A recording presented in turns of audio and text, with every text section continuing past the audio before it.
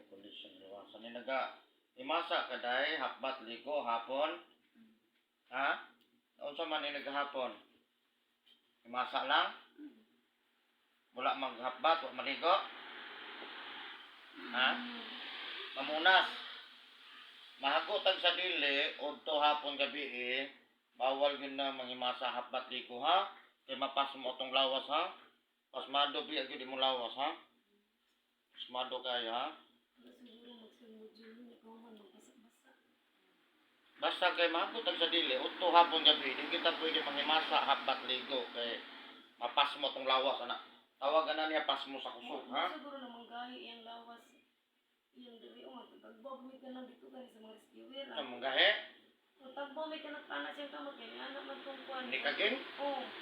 Dehydrate na siya. Kulang ni tubig ang lawas. Sign Sign of dehydration, manggahi na. Tudlo, kamot. Oo, nya. Mauto. Hinay kayo sa tubig. Nag-ana na siya. Painom mo naman sa tubig. Kuha, dili na siya kagunit. Kaya anak naman niya kamot. Mo na dehydrate.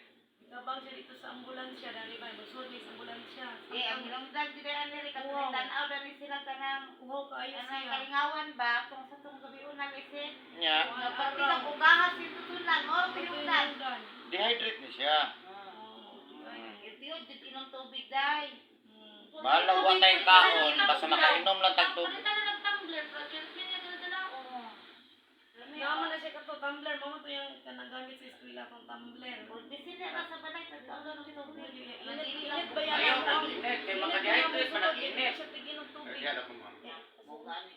Ayaw po nag-init. Kaya init mong niya. Kulang siya dehydrate man po nag-init. Parang normal yun nga. Normal gani. Tupid yun.